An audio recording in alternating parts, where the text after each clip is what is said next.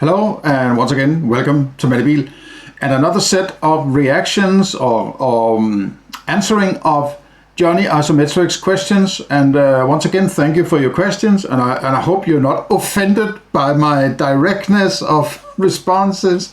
You seem to be coming back, so I'm not scared you were away completely, right? Okay. This one is responses of Johnny's to the first part of my series on my philosophy, which is ontology. So just so we are clear on that. And Johnny says that in minute 21:11, I'm saying I'm not arguing for anything. There's no logic or any reason or any deduction.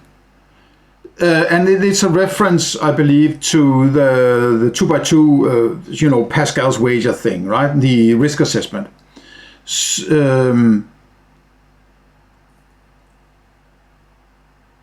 Then he says, are you saying that X minimizes risk, so I choose X is not a logical reasoning? Well, you could, if you want to call it that.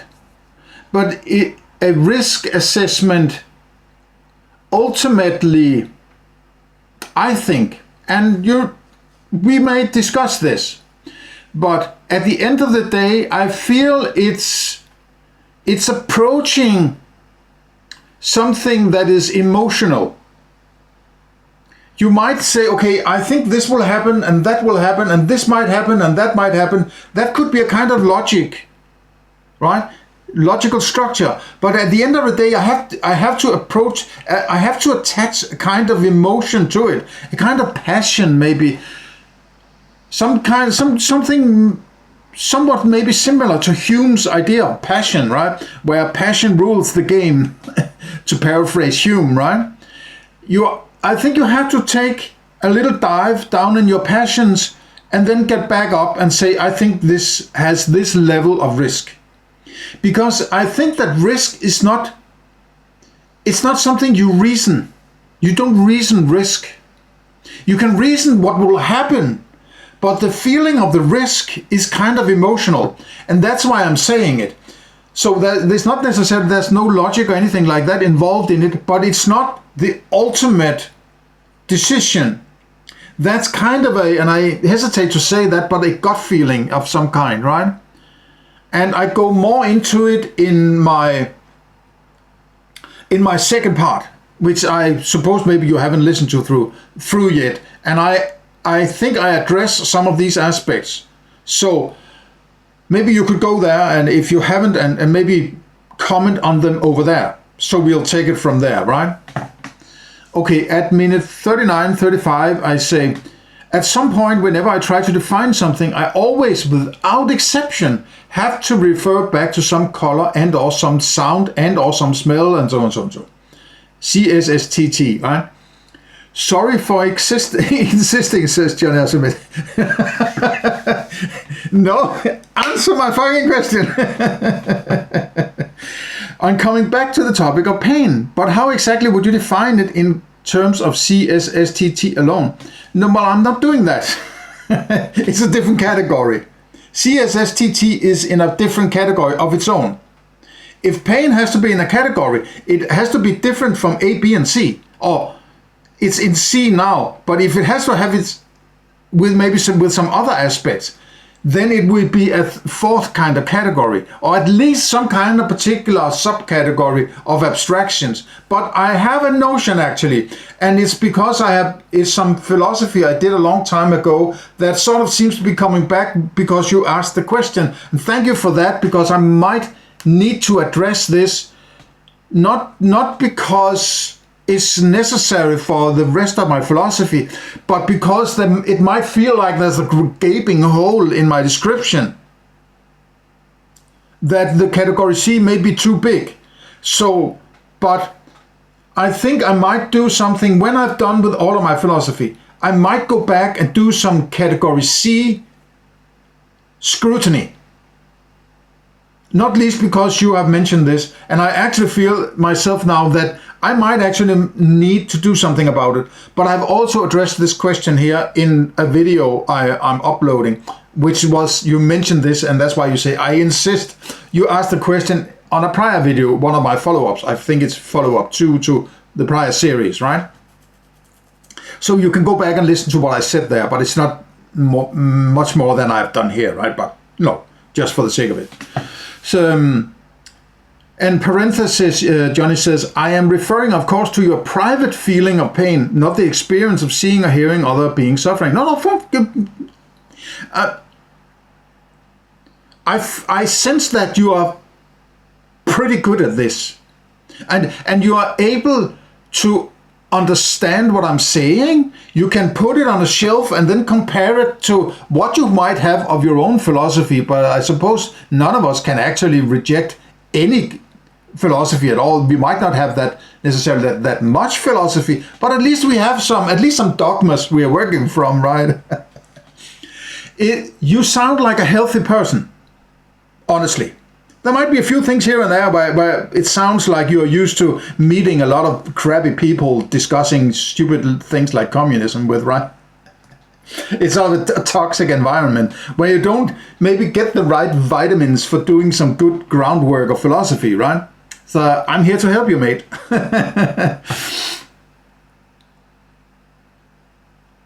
If that's not possible, then pain and any other bodily sensation, exactly, that's what I'm dealing, bodily sensations, right, has to go in a category A, since it can be based on other qualia. No, that's taking it too far, I think, right? I think, if anything, but I'm hazarding a guess here, it might change.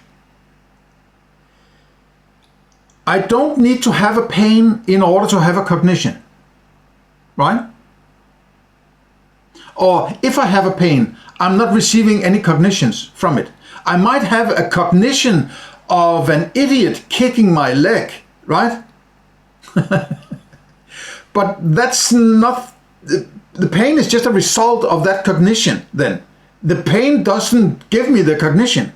So these CSSTT are all participating in creating or establishing or selecting or whatever is going on, cognitions. Pain and hunger are not. That's why they're different, right? It's about seeing the structure of how things work together through these the interconnectedness, and it might be, and it's very, very good to point this out, because you're actually seeing something that could be potentially a problem. I'm missing out on something here, right? And I'll actually at this point, I promise you, and if I don't do it, keep reminding me, please. After I've done this series on my philosophy, I'll do something about what do you call bodily sensations and how they fit with the rest of my ontology. I promise you that. Okay? Great. All right. Then at 40 minutes and 21 seconds, I say, I always have to have a color. It's not a true cognition if I don't have color. Could you please define what you mean by true cognition? Well done, mate. Because true is not a word I should use here. You've been listening to your master. Good Padawan, right? Because true is not a word I should use here. I should only use it actually at earliest when I've defined knowledge. In my opinion, maybe even later, right? So true, it's just, how language is used on an everyday basis. And, these fall out every now and again, right? I use a term I shouldn't use, and well done. Well, it's perfect, right? I love it. I'm loving it. It's not an actual, maybe a better choice of word, right? It's not an actual cognition, though it's closer than if I was sitting there and thinking about, in my armchair, sitting and thinking about, a tiger, and we are sitting in the tall grass. I'm only hearing what I consider to be a tiger, right? But it could be a recording. There could be somebody making a movie, right? There's no tiger. It's just somebody playing a song or whatever, right? Isn't it Katy Perry that made a song called Raw, I think? I don't want to bring Katy Perry into it, right? But you know what I mean, right? But if I cognize the tiger and I see it, and I get that emotion that is attached to cognizing a tiger, which could be something like fear, right? And I think there are direct connections between cognitions and particular sensations, like fear responses and so on, right? Then I have the clear notion that this is an actual cognition, right? But there might be, the reason why we can tap into this cognition might be because sometimes it's dangerous to have the actual cognition, as I pointed to. If you're sitting there in the tall grass and you don't want to cognize a saber-toothed tiger, it's enough to hear the roar, and then I just get out of the way. I don't have to stay here, right? It would be stupid to, or it's more advantageous to be able to say, that could be a saber-toothed tiger. I'm just going that way, right? If you don't really hear the roar and you have no cognition, you would be none the wiser, presumably, right? And then you will stand up, and then the tiger would see you and hunt you down. So it's better to be able to tap into the cognition and then get away without having the actual full cognition. But you don't need to figure out whether or not it was actually a tiger, because it doesn't matter. You don't want to be eaten. It's not that important, right? It's more important to get out of the way than figure out, was it actually a tiger? So that's why I'm saying, if you have to eat something blindfolded, right? Is that the same as if you're not blindfolded? If you eat somebody has created a dinner, you don't know what it is, but you get a blindfold on, right? And then you start to eat. Would that be the same as if you had your vision? I would say it isn't, right? Because a lot of things are going on with, not least coordination, hand, eye, mouth coordination and all that, right? But how things look, and you cognize, you're making sure, you're looking at your food, right? Because you want to make sure that it's actually what you expect it to be. So you need to, the full cognition is when you have your color. And I would say, well, then that's the highest level of cognition you can have. And that must be a full cognition. The rest is not a complete cognition by default. At least that's how I choose to do it, right? I can't say that it's the same thing to eat my dinner blindfolded as it is without blindfold. So therefore I'm closer to perfect knowledge in a way by not being blindfolded. I hope this explains where I'm coming from, right? Okay. Would an eel with electroception or a bird sensing the north-south magnetic field be said to have even truer cognitions than human? I have no clue. How the hell could I say? I don't know. What do you think? Well, and it doesn't matter it has no bearing on my philosophy, right? How do people who are blind from birth function, albeit limitedly, in the world if they don't have true cognitions? Well, that's the problem of being blind, right? It's a huge disadvantage not to have eyesight, as they call it.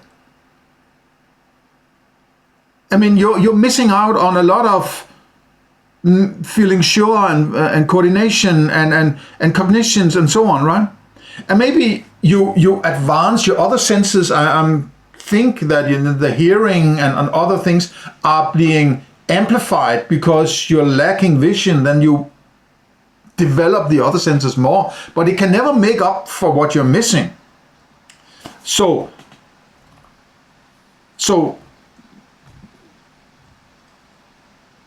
it's a problem. It might actually be a gray area of my philosophy, but not really at the end of the day.